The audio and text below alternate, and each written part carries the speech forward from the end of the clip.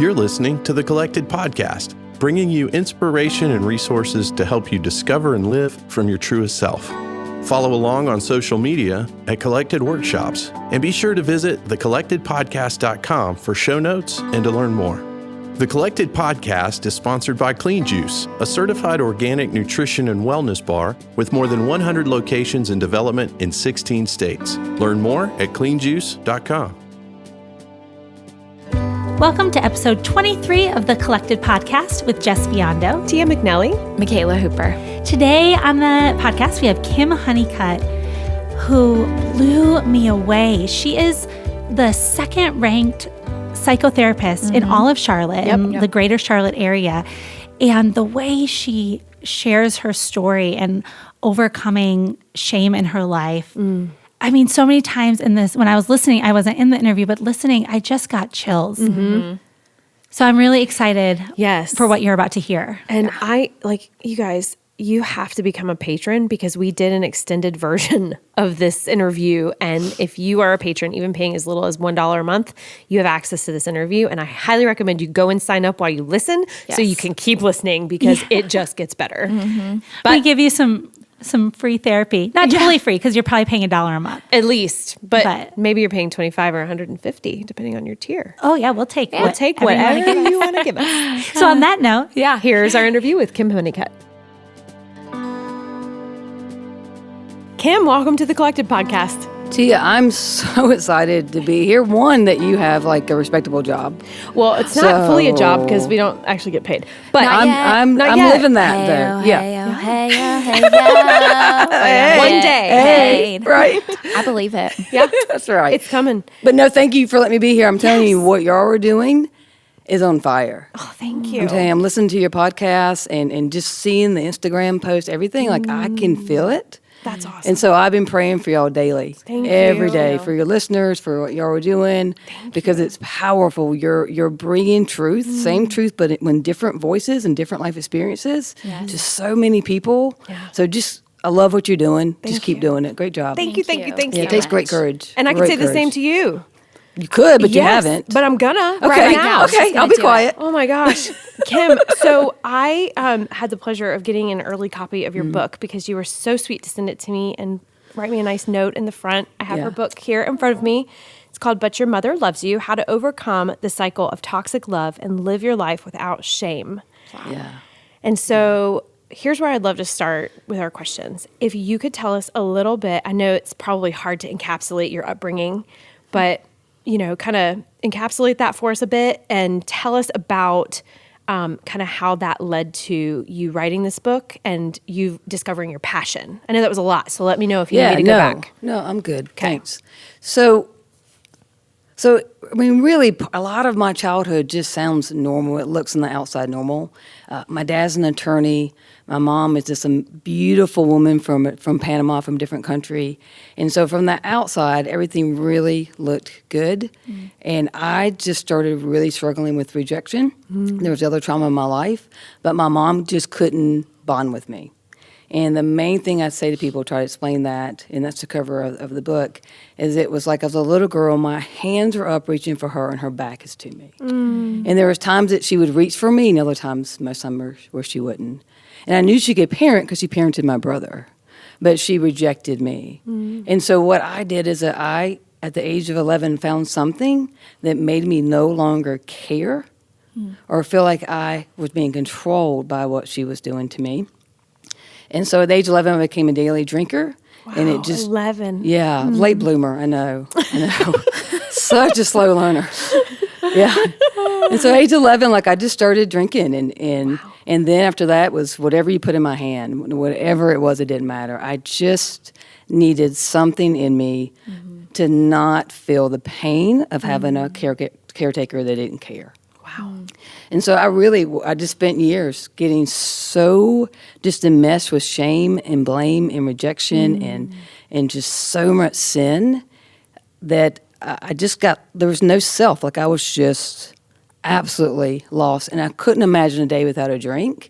And I also didn't want to be alive. Wow. I remember I used to wake up and I would realize when I woke up that I was still alive and I would just start cussing God out because I just didn't want to be here.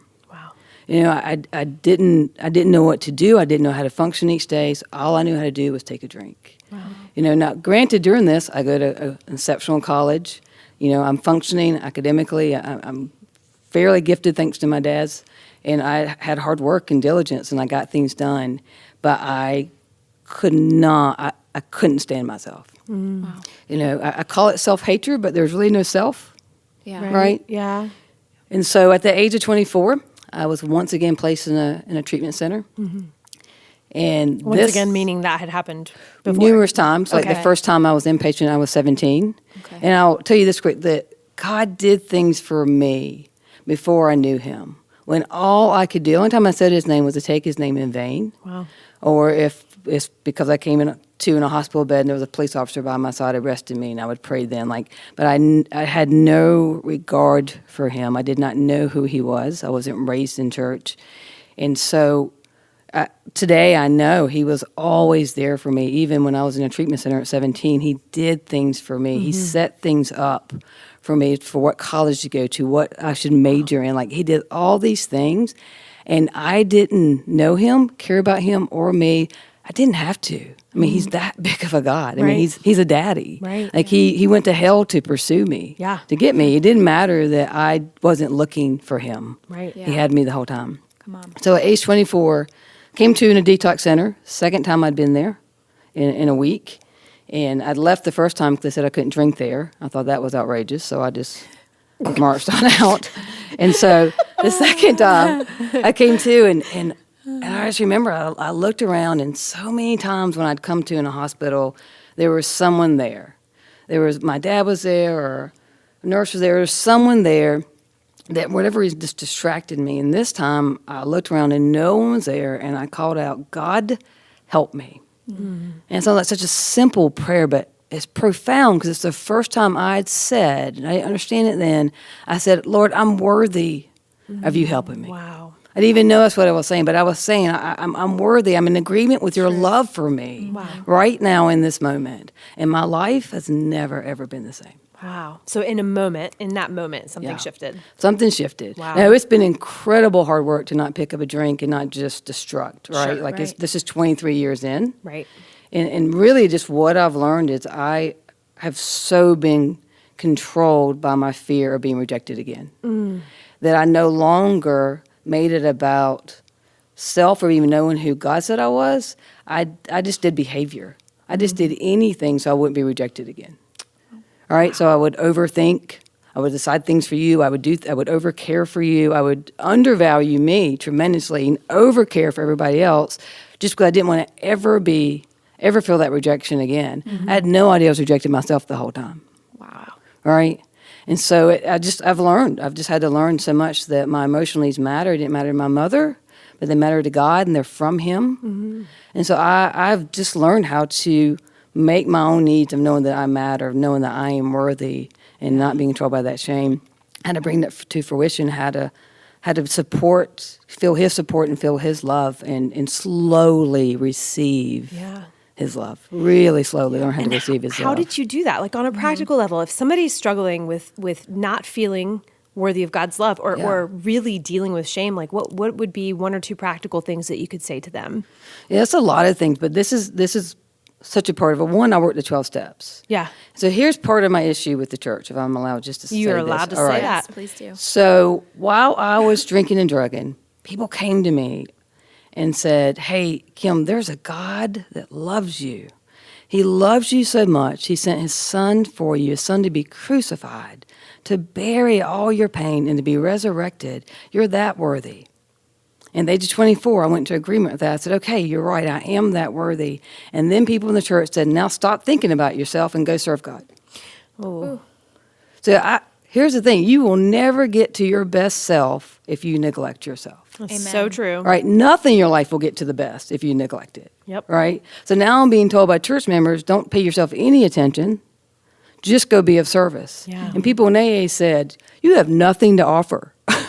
You ain't got nothing." Yeah. You know, and so I worked the 12 steps, which taught me how to clear the wreckage of my past, how to get that rejection, shame, and blame, everything that Christ had died for, how to get that out of me, get rid of that residue, so that So instead of carrying that, I had open arms. Yeah. Yeah. Right? So if we're going to be of service for the Lord, if we're going to go out and do things for him, it's not service before self, it's service from self. Yes. Yeah. Right? You better know who you are if you want to know your calling and your purpose. Yeah. Amen. Right? So I think the preaching biggest collected. things, all right, I think the biggest thing that keeps us from our true calling, true purpose is fear of being rejected.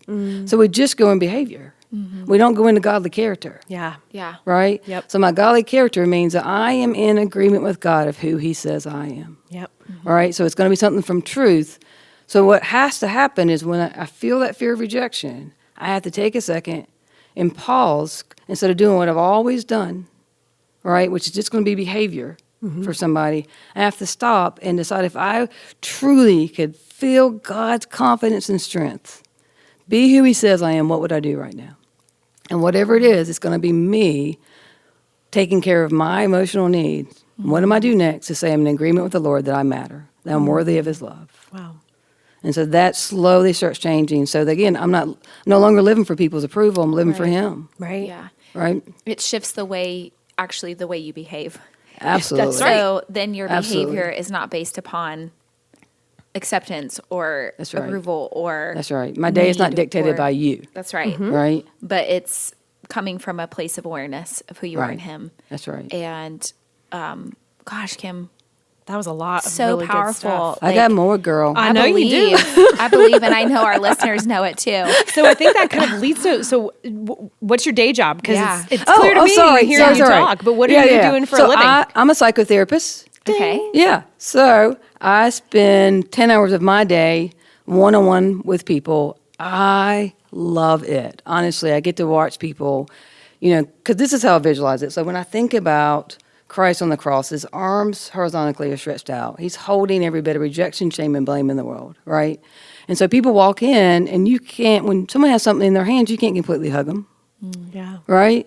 And so they come in because they're carrying all this shame and blame, but they come in because of their behavior, because they're drinking too much, because they're fighting with their husband, whatever it is. So that behavior shows me where the rejection, shame, and blame is. And we set that down. We bury that. And then they rise up. And then there's a resurrection, right? That's got to be fun to watch every Oh, day. it's amazing. It may take Goodness. years, but it doesn't matter because God's love for them is the same all the way through, right? I just get to walk beside them. And I don't make it about me. It's their journey. I just have an honor to be the vessel to walk beside them in that.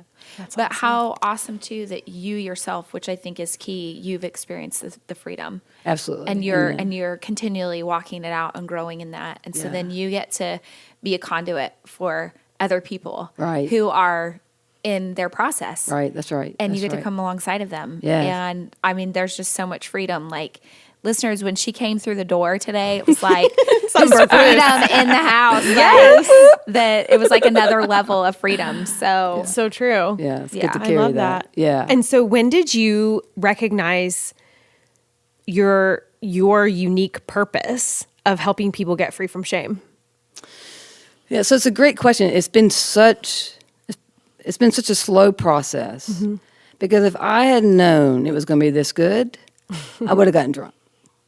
Seriously, I didn't think I was worthy of this. Wow. Like it's been such a slow process of God teaching me this. But once I started realizing that people sitting in my office or people sitting in an AA meeting with me, what we had in common was shame. We all bought the lie that we, were unworthy. See, shame tells me I'm unworthy. Blame tells me I got to spend all day proving that I am. Oh, man. All right. I mean, talk about a pattern. Talk about like being captured. Yeah. And it all goes back to the Garden of Eden. It's all in there. All right. I mean, the first thing the enemy did was go to Eve and get her to reject who God says she was, which led to behavior. And then they went and hid because of shame and blame. Right. It's like what Bev says. Bev Merle, our friend Bev Merle, talks about the unholy trinity of shame, fear, and rejection in the garden. Yes. Yeah, there it you sounds go. like you guys have a really similar thought Yeah. process there. Absolutely. Yeah. And so, you would love her books. Yeah. oh, yeah. Excellent. We'll hook you up. And we'll put it in the show notes, guys. Okay. Whoop, whoop. Her book is actually, one of her books is called Speak Life and Shut the Hell Up. Amen. 'Cause that's literal. Like you really are. I mean, like getting Like hell to shutting be hell up. quiet, Yeah, right? yeah, exactly. Yeah, the only one that wants you overthinking, all about behavior, being so worried about everybody else in this world is the enemy. Yeah. That's not what God has for us at all. And so if we don't spend time with ourselves and know who he says we are, we'll never get there. Yeah. We're just going to stay in behavior. Right. Have you guys ever noticed that the exact same Bible verse is on every single Clean Juice product? Mm-hmm. I love that. It's pretty awesome. It's 3 John 1, verse 2. Dear friend, I hope all is well with you and that you are as healthy in body as you are strong in spirit. And I love that because it so closely aligns with who we are at Collected. And so we love partnering with Clean Juice and having them as our sponsor for the podcast. They are one of the fastest growing franchises in the U.S. Yes. With how many locations? They have 50 active locations and then over 100 total in development in 16 states. That is amazing. And guess what, folks? You could be a franchisee. If you are interested, just go to the Clean Juice website, check it out. It is not as big of an investment as you think, believe it or not. It really is a great business opportunity. So go and look into that and check out the numbers. And they're phenomenal people to work with. Incredible. Actually, we have the pleasure of going to church with Kat and Landon Eccles. They are phenomenal people. So download their app. You can pre-order, rack up reward points. Love the reward points. Yes, so good. One of my favorite things is the slushy one. This one is also super kid-friendly. Oh, yeah. Healthy option for adults, but kids love this one. It's more of a slushy than a full smoothie. And don't forget, every Monday with the purchase of a regular size drink, or I think even with bowls and stuff, kids get a free smoothie, you guys. Check out Clean Juice.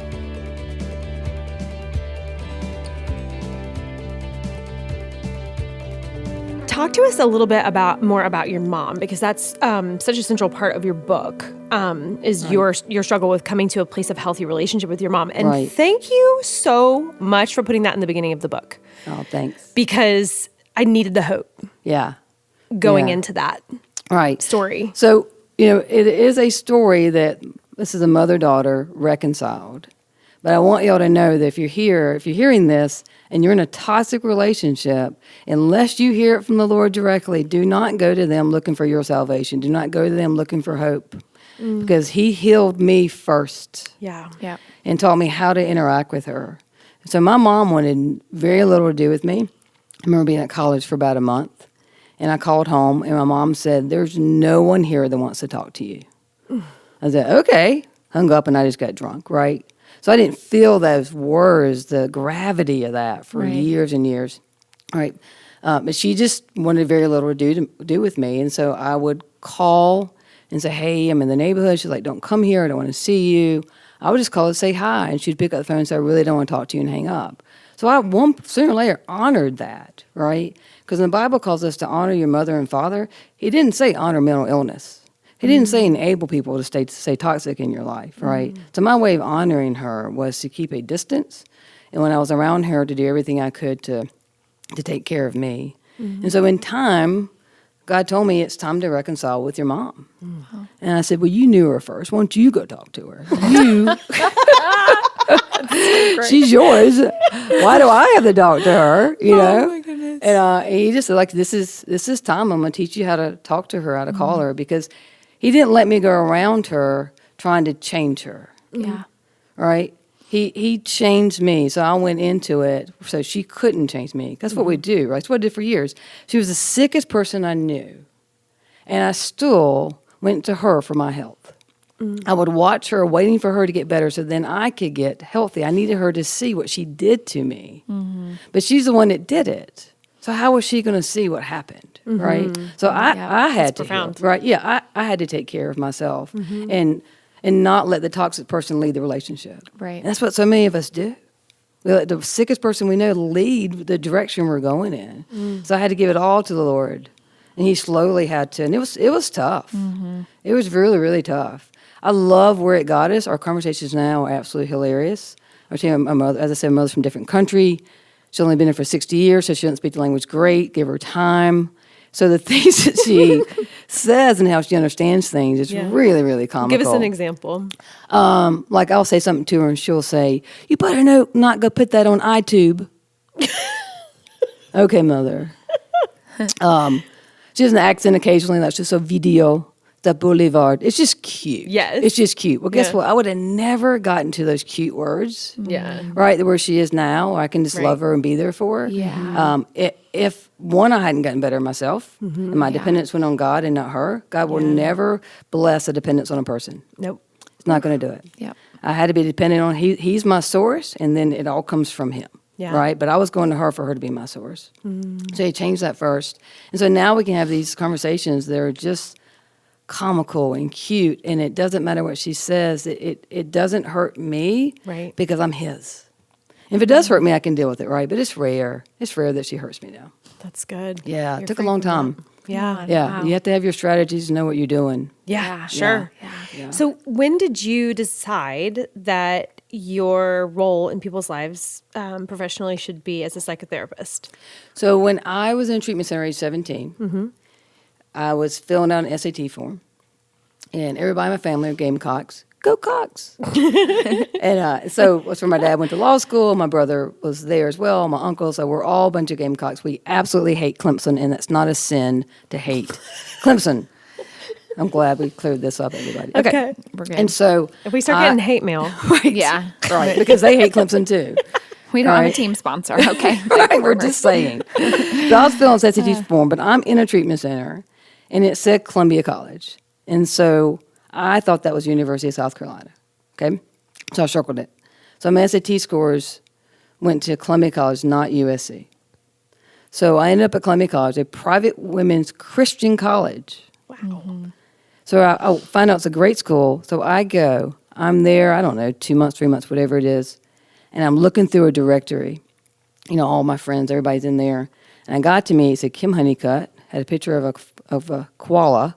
That's our mascot. So I know, girl, many jokes. And underneath my name beside the koala, it said my major was psychology. I remember saying out loud, I didn't know that. I had no idea. I didn't know. So now I know the Lord did that. Like I guess he he did. wrote that in there. So I majored in psychology. Oh my God. That's it. That's the amazing. truth. That's the That truth. is Now I was so drunk every incredible. day. I didn't believe in him. I didn't pursue him. But he decided. We sitting in a treatment center at the age of 17. And by the way, I got kicked out of that treatment center because they said I was too mentally ill to be there. Really? Yeah. And today, and I say this to brag about the Lord. Today, I'm ranked the second best psychotherapist in Charlotte, North Carolina. That Come is on. awesome. Right? Like that's God right there. It is. Lord. Yeah, that's giving in to him instead of giving in to shame and blame. That is amazing. Redeemer, right? That's Yeah. redemption Yeah. right Yeah. there. So that's the word, redemption. That's Yeah. amazing. Yeah. So that was my path, was that. And then I was seeing a psychotherapist after I've been sober for a little while. And I said, what do I do now? Like, I'm sober. I'm really enjoying listening to people in AA meetings. I'm getting a kick out of this. I'm learning about myself. And she said, why don't you go to University of South Carolina, go Gamecocks, and get your master's in social work and be a therapist just like me. And that's exactly what I did. Wow. Yeah, I knew enough then at that point when something like that comes towards you, you just receive it. You don't question it. You don't, like I knew enough to get out of the way Yes. and just follow him. Yes. And that's how it happened. That's amazing. Yeah, it's crazy. And so now you're with your patients Yes. during the day. Yes. 5 days a week. Yes. And then for long hours. You are long hours. But then Yes. you are also running a nonprofit called Yes. ICU Talks. That's correct. Where I had the pleasure of speaking last You year. killed it So too. It was was fantastic. so incredible. It was What an fantastic. incredible ministry. Yeah. Yeah, I love it. And you invite people to share their stories and basically just give God glory for what He's done in their lives. Right. And tell us more about your vision for that nonprofit and where you envision that going in the future. Yeah, I would love to. So ICU Talks is a mental health speaking ministry. And we want to end the stigma of mental health, particularly in the church. Yeah. Because people get told, pray more. If you have anxiety, just cast it on the Lord, and it'll just go away. And if you're depressed, then read your Bible more. There's too many people who are struggling. And so I wanted to create a platform, similar like the TED Talks, where people could come and share their testimony who have never shared before. And have a way of getting free. Because like when you get publicly shamed, you need to be publicly healed. Yeah. So we got a platform for that. So people can come and share their testimony. And it does more for the speaker half the time than it does for the audience, right? We're finding that with our guests too. Yeah, it's amazing, Yeah. isn't it? Yeah. So it's very organized. So if you want to come, it's the third Tuesday of each month. We meet at Mosaic Hope Center because they're the church that was open to us, that did not deny that we have mental health problems. Yeah. And that's so in Charlotte. It's in Charlotte. Yep. And ICUtalks.org is our website, or ICUtalks.com if you want to check us out. But please know, like, it's very organized. You're not going to be the speaker. You just come in the audience. Like, people get so panicky when I said speaking. Maybe They're someday, like, right? Maybe yes, they someday. can. They can audition. Like, we're booked out for the year. Yeah. Okay. But they can definitely audition and be a part of what we're doing. But we just want people to know, like, you can have suicidal thoughts and love the Lord. Yeah. You can take medication for your bipolar disorder and be madly in love with the Lord. Wow. And why are we not talking about that openly? Right, Why would that be a secret? The enemy wants it to be a secret. Exactly. No one. I don't. I want the world to know. Nobody Yes. hides that Yes. they take a Torvastatin for their high cholesterol. Right. Diabetic. Right. You can take your insulin in public. You pull Right. out your Haldol, and everybody's going to hit the floor and Right. throw Bibles at you. Like, what is that? Try and knock it out of you. Right. Oh my gosh. Right. Oh my goodness. So I want to end that. That's why we call it mental health instead of emotional struggle. Yeah. We've had people say that's too harsh or it's got a negative connotation. I don't care. Okay. We're just going to say it. We're going to call it what it is. You can say physical health, Right. right? We're going to say mental health. That's good. Yeah. I love it. That's really good. It's putting it and bringing it into the light. That's right. So it's bringing transparency Yeah. to something that has been, like you said, it's hidden so much of the time, or it's Yes. this very hush hush thing. Yes. And I think, to me, what it sounds like, the ICU Talks is a safe place Yeah. for people to just to be Right. where That's they're right. at, and to come in as they are, and to hear from other people who are walking Yes. in freedom. Yes. And like, what an amazing ministry that Yeah. that God has put on your heart, and that you're walking in. That's so cool. Yeah. And there's so many people helping to make this Yeah. happen. So grateful That's great. for it. Yeah. And so you also have your own speaking engagement this year coming up with Yes. TEDx, right? Yeah. Well, I was a TEDx speaker in 2017. Oh, I Yeah. thought that you had I looked online. I thought you had one coming up in 19. No, I have a bunch of speaking engagements. I do. Oh, good. Which is great. It's fantastic. Good. But What all do you have going on this year? So I'm speaking at ICU Talks February 19th. Okay. Which will probably be after this is done. Yep. I speak at Mosaics. I'm the second in charge communicator at Mosaic Okay. Church. How crazy is that? That's awesome. February 24th, March 1st through 3rd. I'm keynote speaker at a Methodist conference in Cool. Greenville, South Carolina. A Glow ministry the end of March. Speaking at Mosaic in April and speaking at Mosaic in the end of May as Man, well. you booked. Right. Yeah, like That's it's great. awesome. Yeah. Amazing. That's so good. Yeah, you yeah, have yeah. so much good stuff to say. Yeah, I love So it. the focus of your talk in 2017 with TEDx Charlotte, what? Well, shame. I actually got to go talk about shame. It was absolutely fantastic. That's great. Yeah. So it was a great experience. I would never do it again. I mean, to say like it's an Really? arduous. Oh, it's very arduous. It's Yeah. 9 months. It's 9 months of your life. Wow. Yeah, and so, but We've a had two huge other honor. TEDx speakers that Yeah. said that. Yeah, Yeah. Because you had my sister Lucretia That's right. on here, so she and I did it together. Yeah. she's definitely my sister. Okay, Yeah, we did it okay. together. Yeah, That's it's fantastic. awesome. But and it then was Molly a- Grantham was last year. Yes, Yep. yes. Molly just spoke. Yeah, so it's a great opportunity, and it's an honor. That's so great. Yeah. I love it. So what are some practical things that you could share with our listeners just about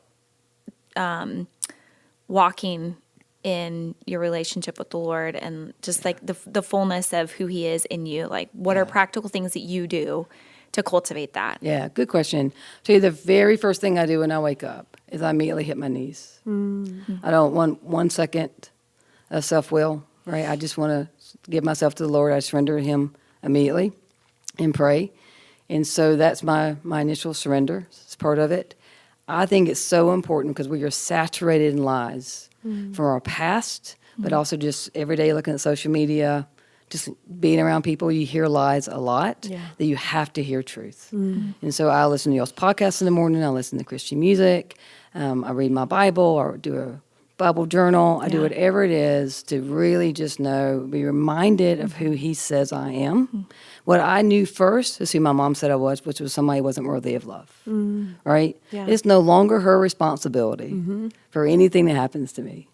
So it's my responsibility to consistently just bathe myself and know that I'm worthy of His love.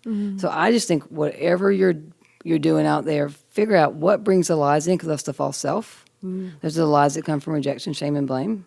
And so if we're going to be in our godly character, we're going to be our resurrected self, then we have to just rain down truth on top of us. That's awesome. Yeah, and learn boundaries. Learn to say no. Yes. Say no a lot. Kim's very close to the mic right now, guys. Sorry, I just really am emphatic She about feels that. serious about that. Yes, it's biblical. Just let you know. It's true. It's Matthew 5:47, I do believe. It says, let your yes be yes and your no be no. Anything beyond that is from the evil one. So when you go to over-explain why you're answering somebody the way you are, you've gone into your shame and blame. Just let your yes be yes and your no be no. Y'all, that right there is Whoa. practical. Preach. That's good Preach. stuff. Kim. Wow. Can we just hang out more? Yeah. Seriously. Well, we're going to have to wrap this interview. I know. But here's the thing, want more of your listeners. We're going to continue this conversation with Kim over on Patreon. Oh, good. So if you become a patron for as little as $1 a month, Yeah.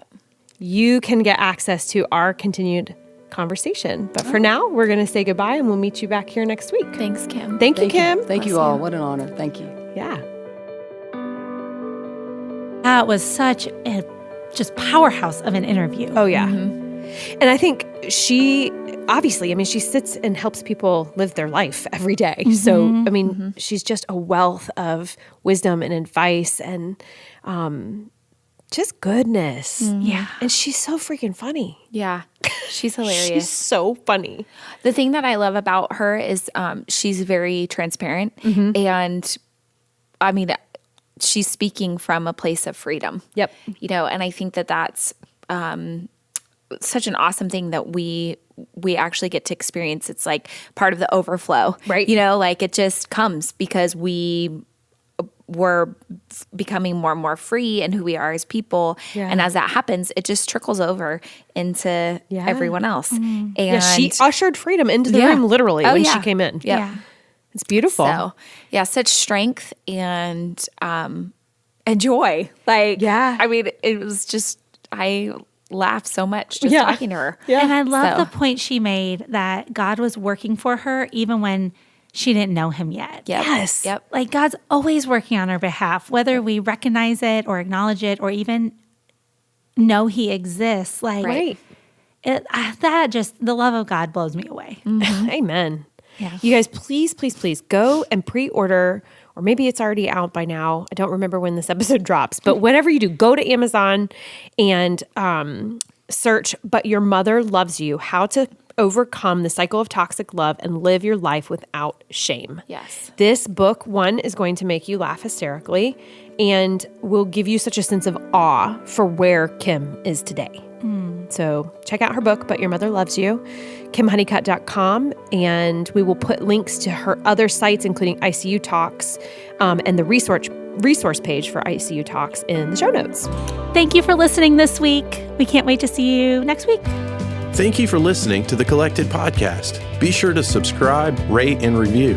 And if you like what you've heard, we'd love it if you would help spread the word. Check back here for weekly episodes dropping every Thursday. You can follow Collected on social media at Collected Workshops. Find the Collected Podcast on Patreon at patreon.com/The Collected Podcast. That's PATREON. Become a patron for as little as $1 a month to gain access to bonus content, early bird ticket sales, exclusive contests, and more. You can also find Tia at Tia McNelly Notes, Jess at Spreza Foundry, and Michaela at The Creative Space NC. Collected proudly supports and partners with Flourish Kenya, a nonprofit working to prevent and support unplanned adolescent pregnancy in rural Kenya. Learn more at flourishkenya.org. Support for the Collected Podcast is provided by Clean Juice. Learn more at cleanjuice.com and be sure to check out their lifestyle arm at wellhappyandkind.com.